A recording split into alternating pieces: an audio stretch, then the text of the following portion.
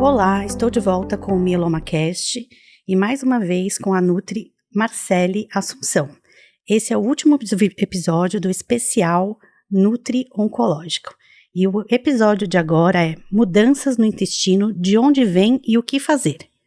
Má, tudo bem? Tudo jóia, Ju. Mais uma vez, muito obrigada por estar aqui com a gente. Eu que agradeço a oportunidade de estar aqui conversando sobre esse tema. A gente vai gravar agora o último episódio desse especial sobre Nutri Oncológica. E a primeira pergunta que a gente tem aqui é o que geralmente causa as mudanças no intestino de pessoas com diagnóstico do mieloma? Essa é uma pergunta muito importante, porque as pessoas que começam ali o tratamento do mieloma múltiplo, elas podem se deparar principalmente, né, com a prisão de ventre, que é aquela dificuldade de ir ao banheiro, com a diarreia, né, que é o aumento aí das evacuações, a mudança na consistência das fezes, mas também oscilar entre essas duas situações, né? E aí várias delas se perguntam por que isso acontece? Eu tenho uma alimentação ótima, né? Como é que eu não consigo manejar esse sintoma? Então, dentro desse contexto de tratamento do mieloma, a gente tem a influência das medicações, né, que são utilizadas aí durante o tratamento, que podem ter como efeito colateral a diarreia, a prisão de ventre e essa oscilação entre os dois sintomas, né? Além disso, a gente tem muitas pessoas que, após o diagnóstico, precisam usar medicamentos para controlar as dores, né? Às vezes dores na coluna, dores nas pernas. E esses medicamentos, que a gente chama de opioides, né? Eles tendem também a influenciar no funcionamento do intestino. Então, eles podem resultar, por exemplo, na prisão de ventre, né? Que é essa dificuldade. Outra situação que a gente tem são de pessoas que precisam tratar infecções durante o tratamento, né? Então, fazem o uso de diversos antibióticos e também por muito tempo. Às vezes, usa se tornou resistente, tem que fazer uma troca. Então, esses antibióticos, eles também podem influenciar aí no funcionamento do intestino, né? Alguns podem, inclusive, causar diarreia. Entre outros fatores, a gente tem a ingestão de água, né, que às vezes as pessoas diminuem a ingestão de água durante o tratamento, seja por não ter essa questão da sede, mas também por algum tipo de restrição hídrica, né, que pode acontecer no caso das pessoas que têm aí a doença renal crônica, né, então isso vai diminuindo a oferta de água, que é muito importante para esse intestino se manter funcionando bem. E a última, né, causa aí, né, motivo, é mais a questão da mobilidade. Então, na maioria das vezes, são pessoas que passam a ficar muito tempo sentadas, deitadas, até entender, né, até que ponto que é possível fazer uma atividade física, né, sem agredir ou sem ocasionar risco para a questão aí dos ossos, né, ou a questão das dores. Então, até essa pessoa conseguir essa informação, entender o limite dela, a maioria passa muito parte do tempo parada. E a gente precisa, né, para esse intestino funcionar melhor, se mexer, né, caminhar. Muitas pessoas fazem massagens abdominais, né, então esse é um fator também. E só mais um para complementar, é que essas pessoas, muitas das vezes, elas têm uma alimentação modificada, né, então muitas delas diminuem a ingestão de frutas, verduras e legumes, que são alimentos que vão ajudar aí o intestino a funcionar melhor, né? Então, vocês percebem que para além do tratamento medicamentoso em si, a gente tem esses outros fatores. Ô, Mai, me fala uma coisa, quais são os medicamentos que dão prisão do ventre, que dão a prisão de ventre? Então, a gente tem medicamento de mieloma. A gente tem a lenalidomida, a gente tem a talidomida, o bortezomib também. Então, são essas medicações. E quando a gente fala de dor, a gente tem tramal, morfina, acho que são esses, assim, que eu consigo lembrar. E tem algum alimento que minimiza a prisão de ventre? Tá, então vamos lá. Não existe... Prisão de ventre não, a diarreia, né? A diarreia em si? Isso. Então, quando a pessoa ela tá com essa questão da diarreia, a gente não tem um alimento específico, mas a gente faz um conjunto aí, né, de alimentos que podem potencializar essa diarreia. Então, os alimentos, por exemplo, à base de leite e derivados, por conter a lactose, que estimula mais o funcionamento do intestino, a gente pede que essas pessoas ou elas troquem para os produtos sem lactose, né? Ou elas, por exemplo, usem a enzima, já que elas podem ter a intolerância à lactose também. Sim. Mas é claro que essas são recomendações para serem observadas e avaliadas. Cada organismo vai reagir de uma forma. Tá. Então, na situação de diarreia, a gente tem essa recomendação para a pessoa observar isso. Outros alimentos que podem potencializar, né? Frituras, alimentos que têm muita quantidade de açúcar, né? Tudo isso vai estimular mais ali o funcionamento desse intestino, né? E por último, alimentos que são ricos em fibras, né? Então, diante de uma situação de diarreia, às vezes a gente pede para a pessoa suspender, né? Por exemplo, fazer vegetais mais cozidos ao invés de crus, porque os crus têm maior quantidade de fibra, né? Optar por frutas que não tenham casca e bagaço, para a gente ir entendendo até que ponto esse intestino vai sendo influenciado ali pela alimentação. Legal. Como que a gente pode observar o funcionamento do intestino? Tá, então as pessoas, elas têm uma dificuldade cultural que é olhar para as suas fezes depois que elas fazem ali a evacuação, né? Então, uma das perguntas que eu costumo fazer é como é que tem ficado as suas fezes? E aí as pessoas já me olham, meu Deus, né? Como é que eu vou falar disso? Mas o primeiro ponto é observar mesmo como que estão essas fezes, né? E aí observar a coloração, observar a consistência, né? Se tá formando as fezes, se são fezes mais pastosas, se são fezes mais endurecidas, né? Ou se são fezes líquidas, se tá saindo o resto de alimento, se a cor dessas fezes está diferente, porque isso também vai dizer muito sobre a saúde intestinal. Então, e também quantas vezes eu tenho conseguido ir ao banheiro, tô indo muitas vezes, né? Então, no caso da diarreia, as pessoas vão muitas vezes ao banheiro, acabou de comer, já vai e sai numa consistência, né, mais líquida. Ou aquelas pessoas que ficam dias, né? Eu já atendi pacientes que ficaram 10 dias sem ir ao banheiro. Ai, Marcele, mas existe um padrão de quantas vezes eu tenho que ir ao banheiro? Eu tenho que ir todo dia? É uma pergunta difícil, porque vai depender de como você está se alimentando, do que você está recebendo de tratamento, se você tem essa questão da mobilidade, se você tem esse consumo adequado de água, né? Normalmente, a gente fala que o ideal é ir todos os dias, né? Mas tem pessoas que, para algumas pessoas, o intestino vai ser bom e ela vai um dia sim, um dia não. Né? Então, acho que não quero me prender muito a esse padrão, né? Mas vai depender de como estão os hábitos mesmo. Omar, veio uma pergunta aqui na minha cabeça, agora a gente estava falando sobre isso, né? Você acha que é verdade, assim, que ingerir muitas fibras e não aumentar a ingestão de água não adianta?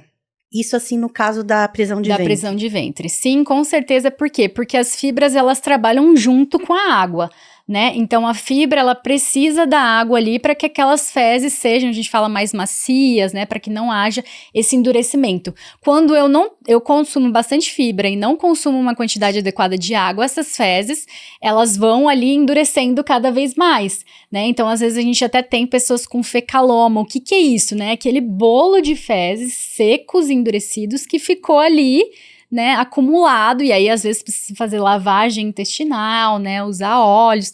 Então, realmente, as fibras, elas trabalham em conjunto com a água. Certo. É bem isso. Vamos ver a próxima pergunta aqui que fizeram para você no nosso grupo de WhatsApp. Vamos lá. Qual a importância de um ambiente intestinal saudável no tratamento do mieloma múltiplo? Tá.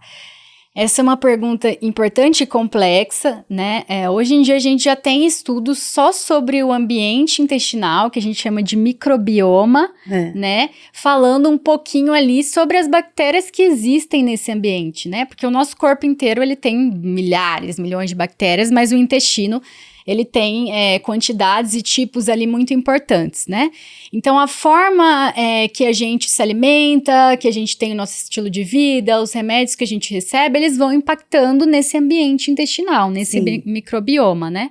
E aí, a gente já tem diversos estudos associando, né, a saúde intestinal com respostas ao tratamento, com a questão da imunidade, com a questão, por exemplo, do desenvolvimento de depressão, né? Então, a importância de manter um intestino saudável é nesse sentido, né? Que eu tenha ali indiretamente ou até diretamente um pouquinho uma boa resposta a esse tratamento, que eu consiga de fato ter bactérias ali que vão me ajudar na absorção de nutrientes, né? Porque a gente já sabe que quanto menos saudável o intestino, pior é essa absorção. Então, às vezes eu fico ali dando vários tipos de alimento, né? E aí a pessoa não tá absorvendo, então o que vai adiantar, né? E por outro lado, quando a gente tem esses sintomas, né? E aí eu vou trazer um pouco para a realidade prática. Uma pessoa com diarreia, por exemplo, a qualidade de vida dela é péssima, né? Então, ela não sabe se ela vai poder sair para um lugar muito longe de casa, porque ela vai precisar de um banheiro, né?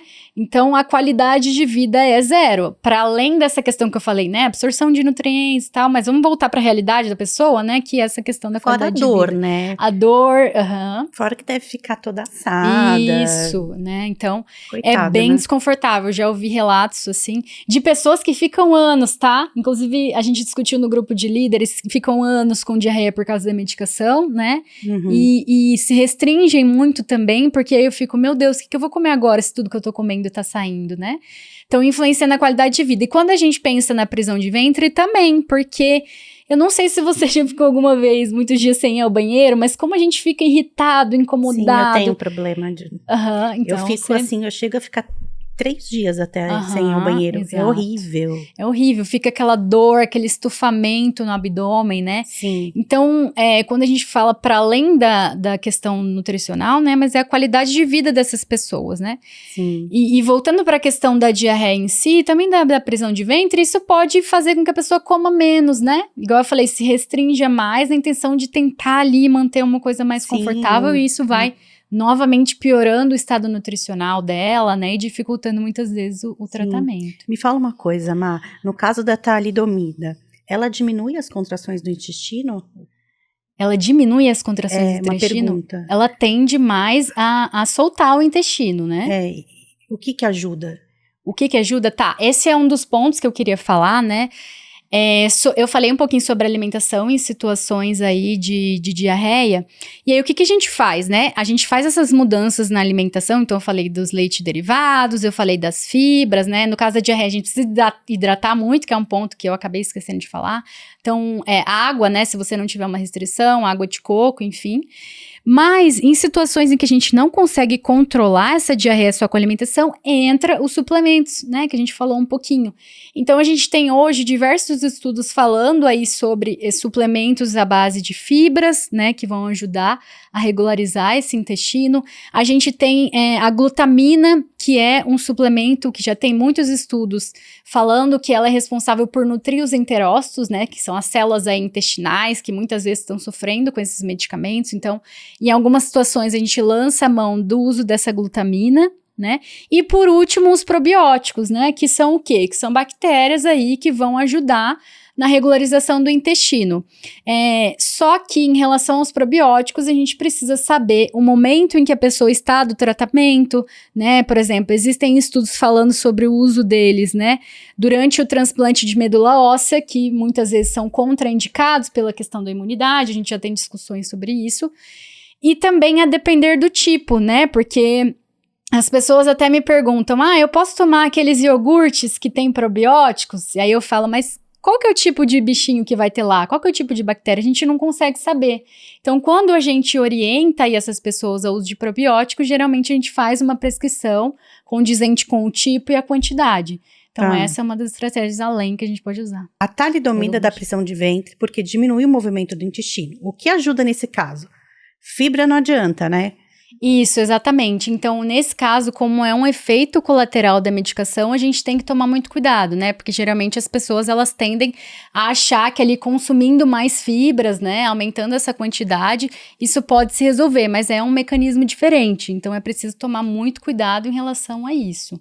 Má, então vamos para a última pergunta. Somente uma alimentação saudável ajuda no intestino? Então, Ju, só pra gente fechar, né, essa conversa, como eu falei, são diversos fatores que vão influenciar ali no funcionamento do intestino, né? Então, é importante que a gente tenha um conhecimento do medicamento que estamos utilizando e quais são esses efeitos aí colaterais, certo, né?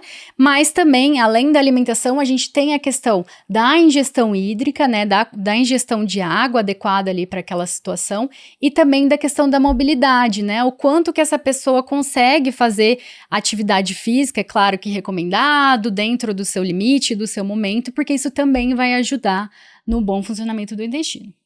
Certo, Má, então eu quero te agradecer novamente por você ter vindo aqui gravar com a gente esse especial de nutrição oncológica. A Marcela, ela faz parte do nosso projeto Cuidar de Quem Cuida, com nossos líderes dos grupos de apoio. Atualmente a gente tem, gente, para quem não conhece, 18 grupos de apoio em todo o Brasil. Então, se você não conhece, entra no nosso link da bio do Instagram e faça parte de um dos nossos grupos de apoio, né, Má? Sim, é importante, né? A gente até gravou um episódio sobre isso, da importância de fazer parte desses grupos de apoio, né? Então, o grupo hoje que eu coordeno é chamado de Comida que Acolhe. Esse grupo, ele surgiu no ano passado, né, com o objetivo aí de disseminar informações de qualidade para essas pessoas e também para os parceiros aí nos cuidados oncológicos sobre alimentação e câncer, né? Então, é um grupo totalmente online, gratuito, que acontece semanalmente, todas as quartas-feiras, no horário das 7h30 aí, horário de Brasília, né? Então, como acessar esse grupo? Então, eu tenho lá no meu Instagram, o arroba é anutridaonco, o ícone grupos. Então, você clicando lá, você consegue ter acesso aí a esse link para participar do grupo e receber mais informações. Então, eu convido todos aí, né, para esclarecerem suas dúvidas, trazerem suas experiências aí sobre esse tema. Isso, lembrando que é todos os pacientes, né, cuidadores e familiares, né, Má? Isso. O grupo é voltado para as pessoas com diagnóstico de câncer e também os parceiros aí no cuidado, família, amigos. É isso, gente. Má, mais uma vez, muito obrigada. Muito obrigada, Ju. Volte sempre aqui. Obrigada. E é isso aí, gente. Muito obrigada e até a próxima. Tchau.